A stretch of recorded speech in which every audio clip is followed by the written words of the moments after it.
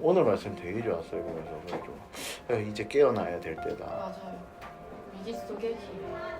어제 설교도 되게 좋았거든요. 어제 설교 들으면서 이제 조은성 목사님 설교 들으면서 되게 생각을 많이 했어요. 이제 저는 이제 어머니가 아프시잖아요 지금.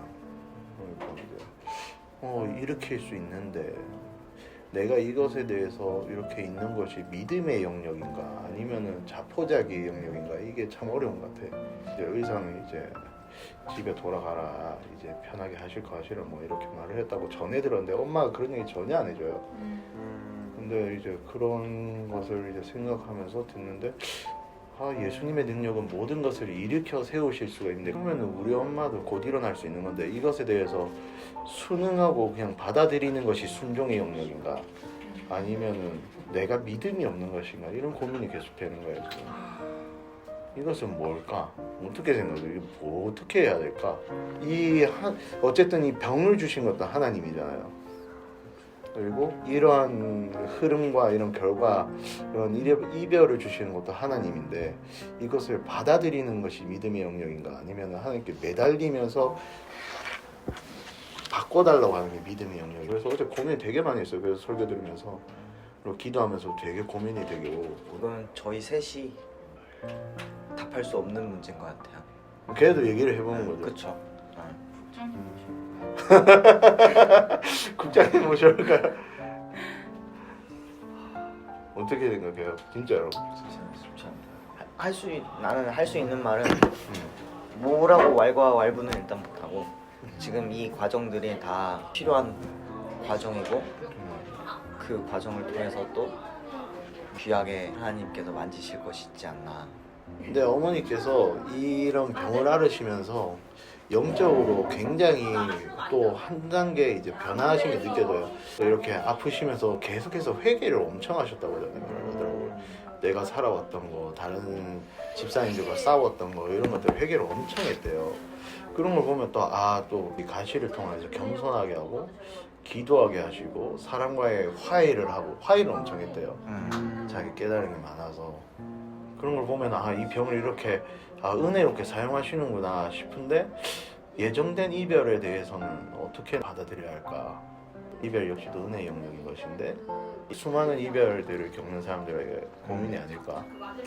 원망하는 사람도 있을 거고. 그럼요. 제가 왼쪽 다리 골반이 인공관절이거든요.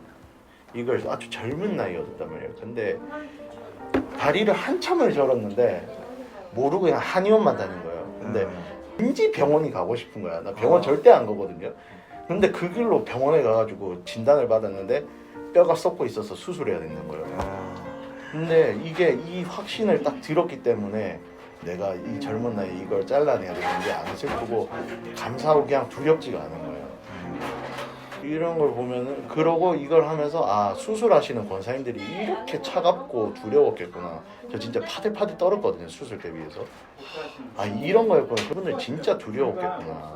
이 할머니들, 할아버지들, 권사님, 장님들이 이게 예사로 드릴 게 아니구나. 이 고통이라는 게. 그러면서 이걸 내가 공감하게 됐으니까 이것도 감사다. 하나님을 원망하지 않아야지 하면서 기쁘게 받았거든요. 웃고 다녔어요. 근데 그렇다 해도 한 번씩 다리가 아프고 내가 뛰지 못하고 절대 슬픔이 막 올라와요. 그치. 한 번씩 울컥하고 딱 올라와요. 하나님 원망하고 싶은 마음. 그때 억누르고. 근데 또 이런 일이 또 오니까 이제 이것도 이제 고민이 되는 거예요. 이제 다른 이별한 사람들을 공감할 수 있는 기회가 된 것인가? 저였다면 뭐라도 했을 것 같아요. 하나님을 원망도 하기도 하고 다 했을 것 같고 저는 다 해보라고 할 것 같아요.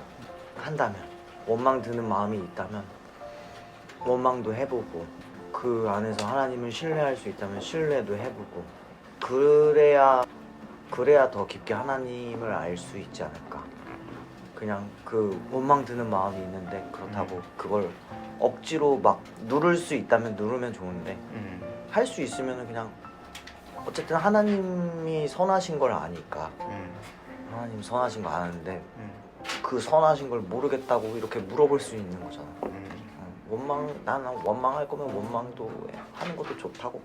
강해진 방향이 없는 것 같아요. 예정된 건가 아니면은 순종형인가 이렇게 생각을 하기보다 원망도 해보고 애정도 해보고 뭔가 이 두 마음을 충분히 겪어봐야 뭔가 나의 어떤 결론이 나올 것 같아요. 하나님 앞에서 이런 과정에서 내가 어떻게 마음을 해야 하는 거구나, 이렇게 하셨던 거구나라는 결론이 충분히 두 개를 다 겪어야 나올 수 있는. 하지만 우리 가운데는 굳건한 게 있잖아요. 하나님은 그렇다고 하나님을 원망한다고 하나님을 안 믿는 게 아니잖아. 하나님을 그 믿는 그 믿음 안에서 할 수 있는 거 다 해보는 게 나는 좋다고 봐요. 그래야 그 성장이 있다고 보는 것 같아. 이제 그거잖아요. 읽기만 했던 성경을 살아내는 거잖아요, 지금 우리가. 그거라고 봐요. 성경을 읽기만 해서는 안 되고 살아내는 거니까 그 과정이라고 생각됩니다. 성경을 삶으로 살아가는 과정. 성경에 만약 이제 강동현이라는 사람의 이야기가 성경에 기록된다면 하나님을 원망한 성경 인물들도 있고 뭐 그랬듯이 그런 식으로 됐을 때 나중에 하나님의 그에 대한 인도하심이 있겠죠. 그러니까 이게 그런 것 같아요. 목회자라는 게 이게 어려운 게 항상 설교를 하잖아요. 괜찮다, 하나님의 뜻이다, 우리는 이 안에 있는 선하심이 있다, 이렇게 하니까 다른 사람들 앞에서 함부로 이런 슬픔에 대해서 슬픔을 표현하는 것도 저는 항상 억지로 참고 괜찮다고 항상 웃고 아 괜찮습니다, 이것도 선하심입니다, 이렇게 말을 하는, 내가 설교를 한 게 있는데 내가 이 사람들 앞에서 슬퍼해도 되는가, 이런 어려움도 있는 거예요. 그것도 확실히 고민해볼 가치가 있다고 봐요.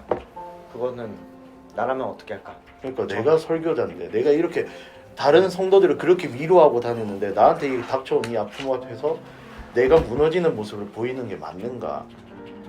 물론 슬픔을 보이는 건 너무 인간적인 모습이지만 내가 했던 설교들이 있으니까 내가 그걸 살아내는 모습을 보여야 되는데, 그래서 요즘은 장례식에 대해서도 항상 많이 고민해요. 언젠가는 이별이 오잖아요. 내가 장례식에서 그럼 성도들을 맞이할 때 그때 내가 웃으면서 성도들을 맞이해야 되는 것인가, 아니면은 그들 앞에서 슬퍼하고 우는 모습을 보여야 되는 것인가. 우리는 장례식 가면 목사님들이 항상 잠시의 이별일 뿐 우린 다시 만난다고 이렇게 희망을 말씀하시는데, 그렇게 거기에 대해서 아멘으로 받는 목회자로서, 그리고 전한 목회자로서 그들 앞에서 어떤 모습을 보이는 것이 믿음일까?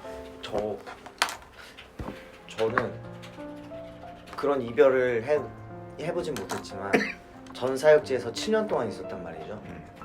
7년 동안 있으면서 마지막 설교를 뭘로 할까, 이제 마지막 주에 설교를 앞두고 고민을 하다가 이별할 때 어떤 마음일까 생각하면서 딱 그 설교를 했어요. 예수님 고별 설교 내용을 그냥 애들한테 설명해 줬어요.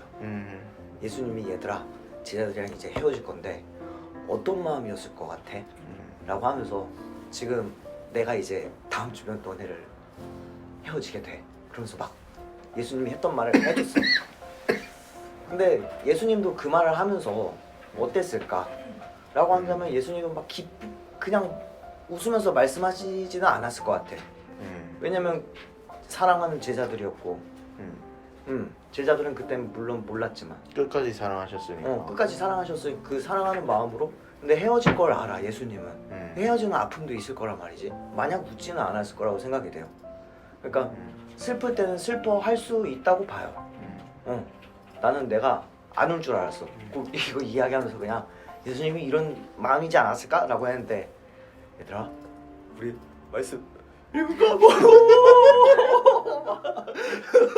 7년을 했으니까 그 집 떠나는 기분이지 진짜. 신형이네 진짜. 얘들아, 예수님이 제자들이랑 헤어지는데요. 그런 것 같아요. 감정을 굳이 숨길 필요는 없을 거라고 봐. 감정 영역까지 주신 거니까.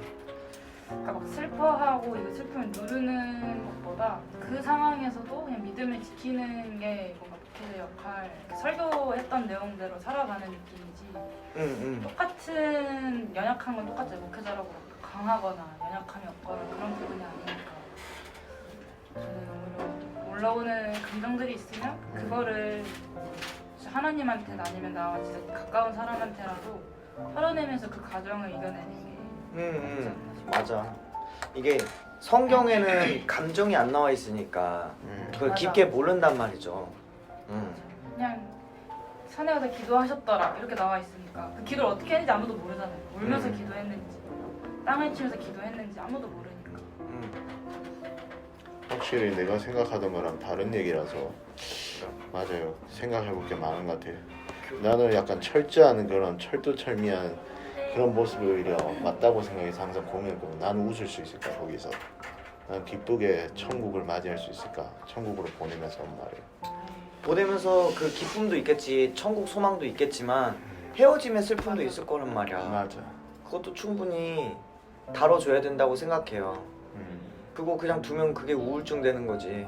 이게 뭔가 레고처럼 딱 떼지는 관계가 아니잖아요. 계속 감정을 나누는 가족이었고 어머니였고. 그럼요. 평생을 같이 해온 사람인데 한순 다시는 못 만나는데 기쁠 수가 없지.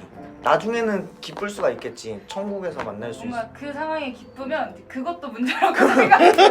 그것도 그렇겠다. 그것도 기쁘면 그것도 소시오 같겠다. 설마 보험금? 아니야. 막 그런 이제 그런. 알고 보니 양아들 이런 느낌이잖아요. 그것도 그렇다. 그래서 좋아요. 많은 생각을 하게 되는데요, 아버님. 아마 다른 목회자분들도 비슷한 상황에서는 괜찮은 척하지만 다 이제 혼자 있을 때 많이 오시지 않아요? 맞아. 근데 갈 때마다 목사님들은 항상 안 울더라고. 내가 너무 그런 모습을 봤나 봐. 너무 참으시는 그런 모습만 봤나 봐.